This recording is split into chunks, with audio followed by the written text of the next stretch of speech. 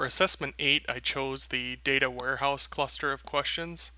And so here in assessment 9 is a brief PowerPoint summarizing my answers to those questions.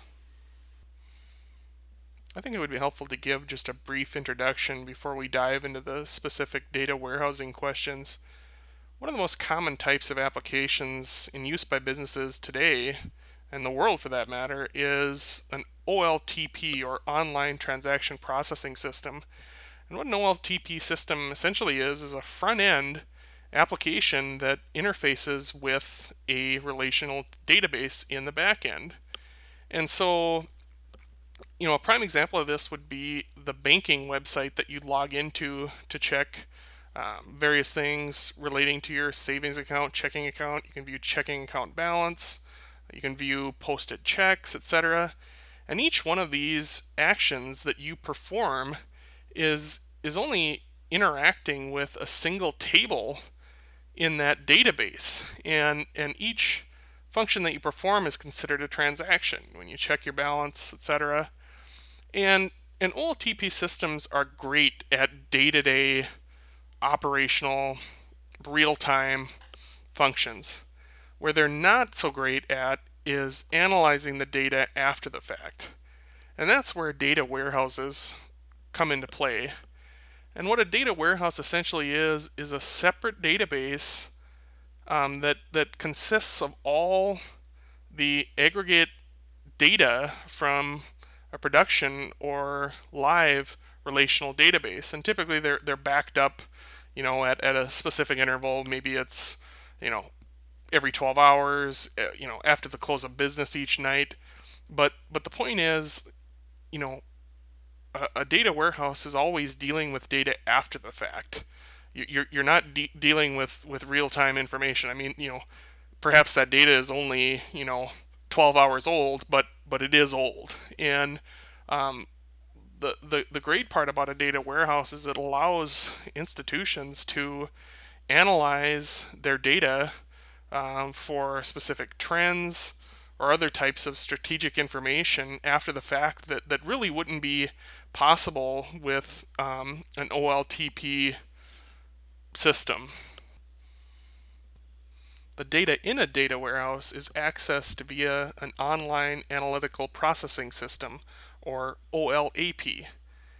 And one of the common attributes of all data warehouses is that the data is non-volatile. And what we mean by that is it cannot be changed. You've got an analyst using an OLAP system to assemble the data, perform operations on the data, but that data is all flowing in one direction, out from the data warehouse. Nothing is ever written back into the data warehouse. There's no operations that the analyst can do that can change that data. It's set in stone, so to speak.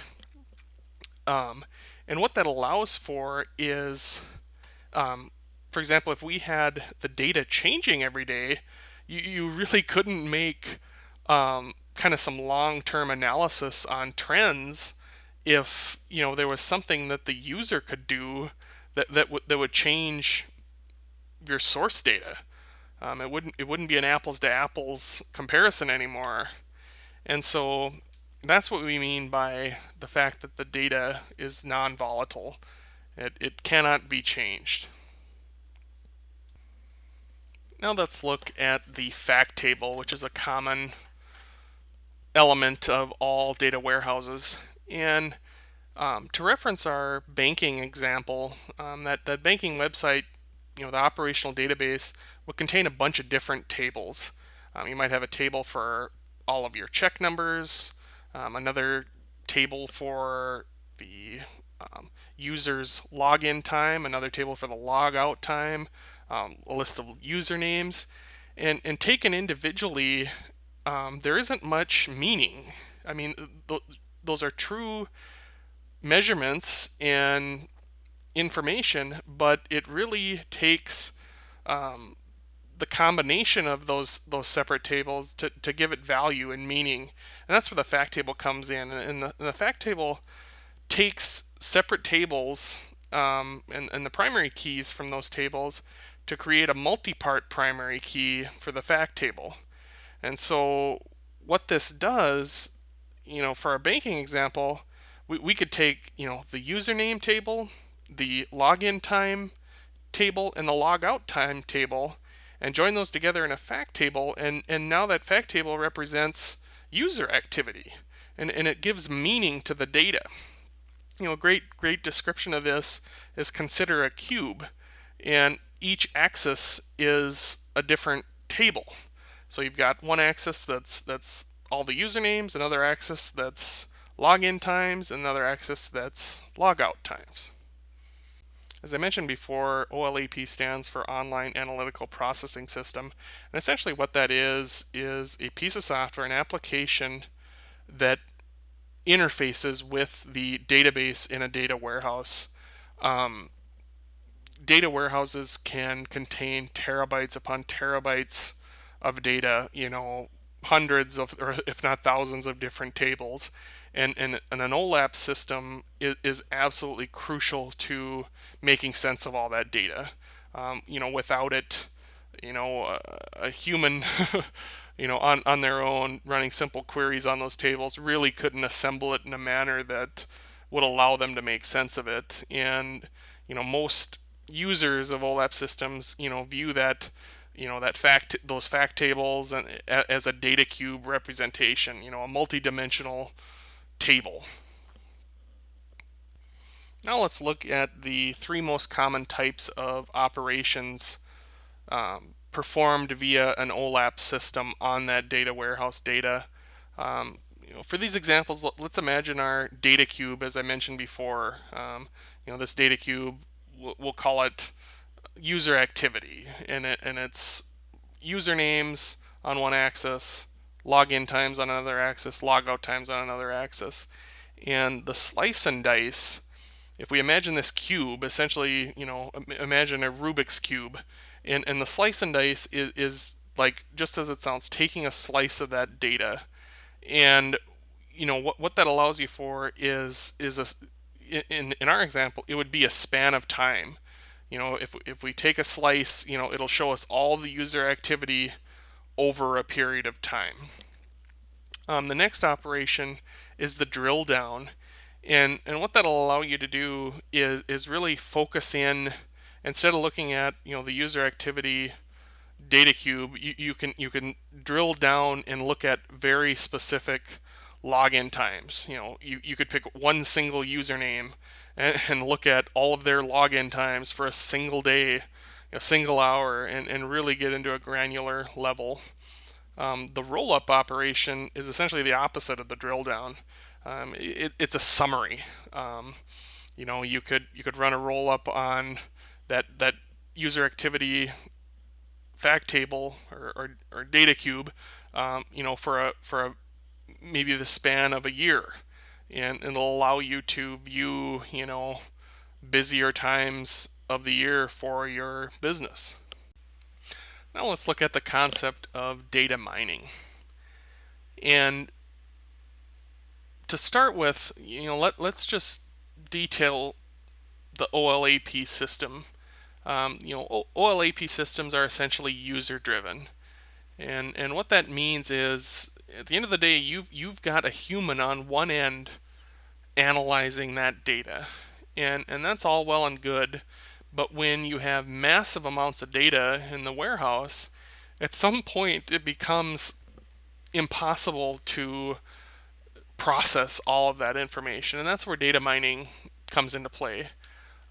Data mining essentially takes just the standard OLAP system and software one step further by taking the human mostly out of the equation.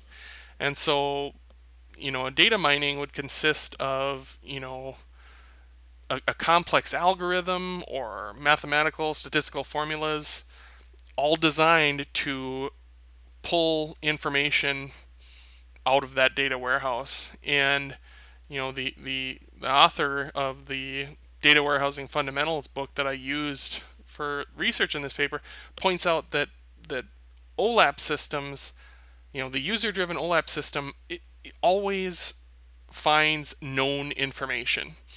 That analyst, that human analyst going into that OLAP system, into that data warehouse, they have an agenda. I mean, they know what they're looking for. They're using a specific fact table to pull out user activity. I mean, they know that they can analyze that user activity and make assessments of their business. But what the data mining does is it allows you to find unknown information.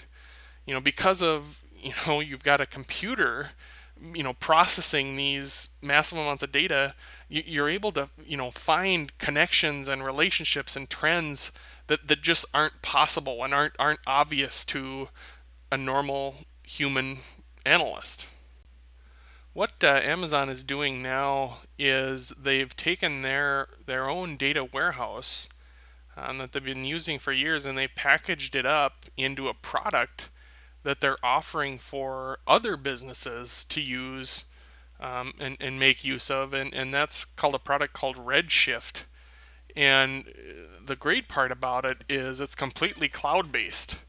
So the business doesn't have to purchase any hardware, and so they can take their day-to-day operational database and with a simple integration start dumping data into their Amazon Redshift data warehouse. And it comes with all these built-in you know applications to analyze that data right out of the box, and it allows for relatively quick turn-up time on a data warehouse. Without this product, having to start from scratch would pose a significant hurdle to a lot of businesses.